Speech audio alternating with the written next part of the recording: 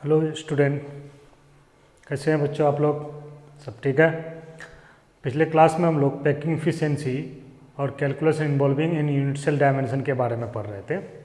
उसी से मैं आज आपको एक आगे टॉपिक पढ़ा रहा हूँ, packing efficiency of hexagonal close packing. ये एनसीईआरटी में तो नहीं है, लेकिन इससे क्वेश्चन कंपटीशन में भी और बोर्ड में भी कभी कभी आ जाता है। इसलिए मैं आज आप लोगों को पढ़ाऊँगा packing efficiency of hexagonal close packing HCP।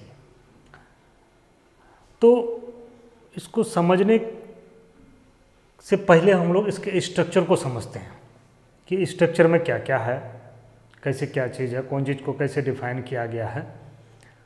इन सारे चीज़ों को देखेंगे तब फिर हम लोग कैलकुलेशन को समझेंगे। टाइम के बचत के लिए मैंने पहले से ही इसको कैलकुलेट करके रखा है ताकि आपको समझने में आसानी हो। अगर आपने अभी तक हमारा चैनल को सब्सक्राइब नहीं किया है, बेल आइकन को प्रेस नहीं किया है, तो सबसे पहले चैनल को सब्सक्राइब करें, बेल आइकन को प्रेस करें ताकि मेरा जितना भी वीडियो आए सबसे पहले आपको मिले और आपका नॉलेज में वृद्धि हो। चलिए देखते हैं। आप यहाँ देख रहे हैं इस स्ट्रक्चर में कि 1 2 3 4 5 6 ये 6 पार्टिकल्स हैं। फिर ये बीच के लेयर्स है, फिर यहाँ पर ये 6 पार्टिकल्स हैं। ठीक है। तो जब भी किसी भी 6 एंगल वाला डायग्राम का फॉर्मेशन होता है तो उसको हम लोग क्या कहते हैं? हेक्सागोन कहते हैं। इसीलिए इस तरह के पैकिंग का नाम क्या रखा गया? Hexagonal close packed arrangement. ठीक है। इसमें आप देख रहे हैं कि यहाँ पर ये फेस में पार्टिकल है, ये भी यहाँ पर फेस में पार्टिकल है, और ये तीनों पार्टिकल कहाँ है? तो बॉडी के सेंटर में है। यानी कि ये एक लेयर हो गया, ये एक लेयर हो गया, ये बीच वाले लेयर हो गए। ठीक है। जहाँ पर ये दोनों पार्टिकल एक दूसरे से क्या होगा? सटा हुआ होगा, क्योंकि हम लोग समझने के लिए इसको अलग अलग करके रखे हैं। तो इन दोनों के बीच का जो डिस्टेंस होगा वो क्या होगा? 2r हो जाएगा, यानी कि 2 रेडियस। और यहाँ से इस वाले लेयर से इस वाले लेयर के बीच का जो डिस्टेंस होगा उसको हम लोग क्या मान लेंगे? हाइट मान लेंगे। चलिए आगे देखते हैं कैलकुलेशन क्या कहता है। Suppose radius of each sphere is r, small r ले लिया। From figure volume of unit cell is equal to base area into height. क्योंकि फिगर क्या है आपका? हेक्सागोनल है, तो हेक्सागोनल का जो वॉल्यूम होता है वो क्या हो जाता है? Base area into height. ठीक है। Base area of regular hexagon, कोई भी रेगुलर हेक्सागोन होगा तो उसका बेस एरिया क्या होता है? 6 इंटू √3/4 2r²। ऑलरेडी आप मैथ से पहले से ही जानते हैं, 9-10 में भी आप पढ़ चुके होंगे, और अगर आप अभी इंटर में पढ़ रहे हैं तो भी आपको ये चीज़ के बारे में बताया गया होगा। हो गया।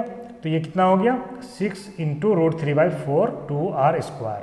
तो अब हम इसको क्या करेंगे? सॉल्व करेंगे तो 2 पर स्क्वायर कितना हो जाएगा? 4। तो 4 क्या हो जाएगा? कट जाएगा। तो इस तरह से क्या हो जाएगा हमारा? 6 into √3r²। Now height of unit cell, ये हाइट क्या होगा? किसी भी हेक्सागोनल का हाइट क्या होता है? 4r, यानी कि जो रेडियस होती है √2/3, √2/3 हो जाता है। ठीक है। Now volume of unit cell, तो अब यूनिट सेल का वॉल्यूम क्या होगा? आपने क्या लिखा है यहाँ पे? वॉल्यूम ऑफ यूनिट सेल किस प्रकार का? इस हेक्सागोनल का बेस एरिया इंटू हाइट।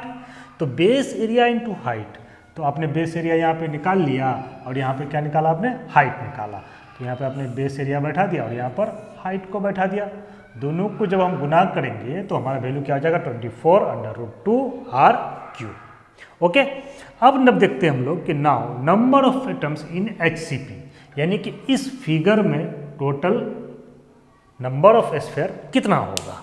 चलिए अब हम बात करते हैं कॉर्नर्स कितना हो रहा है। तो यहाँ पर 6, यहाँ पर 6, टोटल कितना कॉर्नर हो गए? 12। कोई भी पार्टिकल जो कॉर्नर में रहेगा हेक्सागोनल पैकिंग में तो वो कितने भाग में बटेगा? 6 भाग में। ठीक है। अगर वहीं पर हमारा फिगर, हमारा डायग्राम अगर क्या होता है? क्यूब होता है, क्यूबिक होता है, तब उसका एक कॉर्नर में एक पार्टिकल कितने भाग में बढ़ता है? क्या आप लोगों को पता है? मैं पिछले क्लास में भी बता चुका हूँ। अगर आपको पता है तो तुरंत आप कमेंट बॉक्स में लिख करके आप आंसर दे सकते हैं कि अगर हमारा फिगर क्यूबिक हो या क्यूब हो तो कॉर्नर पर प्रेजेंट जो पार्टिकल होगा वो कितने भाग में डिस्ट्रीब्यूट होगा या फिर कितने यूनिट सेल से कनेक्टेड रहेगा कॉर्नर में प्रेजेंट पार्टिकल्स। चलिए अब यहाँ पर देखते हैं हम लोग, तो क्या हो गया, कॉर्नर्स कितने हो गए 12, एक कॉर्नर में जो भी पार्टिकल वो क्या हो जाएगा 1/6। चलिए अब फेस सेंटर की बात करेंगे, तो ये एक पार्टिकल हो गया फेस के सेंटर में और ये एक पार्टिकल हो गया फेस के सेंटर में, तो कितना हो गया 2 × 1/2 फेस सेंटर। ठीक है, अब बॉडी सेंटर की बात करें तो ये तीनों पार्टिकल कहाँ बॉडी के सेंटर में है, तो इसलिए हमने क्या कर दिया 3 × इन बॉडी सेंटर। तो यहाँ क्या हो जाएगा 6 कट जाएगा, 6 दूना 12 और ये क्या हो जाएगा 2 2, ये पूरा का पूरा 3 रह जाएगा, तो कितना होगा 6। अब हम लोग फॉर्मूला जानते हैं पैकिंग एफिशिएंसी का, volume occupied by all sphere in unit cell upon volume of HCP। क्यों वॉल्यूम ऑफ HCP यहाँ पे मैंने लिखा, क्योंकि यहाँ पर जो हमारा यूनिट सेल वो क्या है HCP है, हेक्सागोनल क्लोज पैकिंग है, इसलिए हमने क्या कर दिया यहाँ पे HCP लिख दिया क्लियरली, इंटू 100 हो जाएगा। Now volume occupied by all sphere, तो टोटल नंबर ऑफ स्फीयर कितना निकल गया हमारा, ये 6 निकल गया, तो हमने यहाँ पे 6 बैठा दिया। अच्छा है, किसी भी स्फीयर का वॉल्यूम क्या होता है आप पहले से ही जानते हैं 4/3 πr³ इंटू 100 हो गया। अब वॉल्यूम ऑफ HCP, तो यहाँ तो आप निकाल चुके हैं वॉल्यूम ऑफ HCP 24√2 r³ आ गया। अब हम इसको सॉल्व करेंगे तो 6 × 24 हो जाएगा, तो 24 का हमारा क्या हो जाएगा खत्म हो जाएगा, कट जाएगा। अब बच गया पाई r³ भी हमारा क्या हो जाएगा कट जाएगा, पाई 100 पाई इंटू 100 अपॉन 3√2।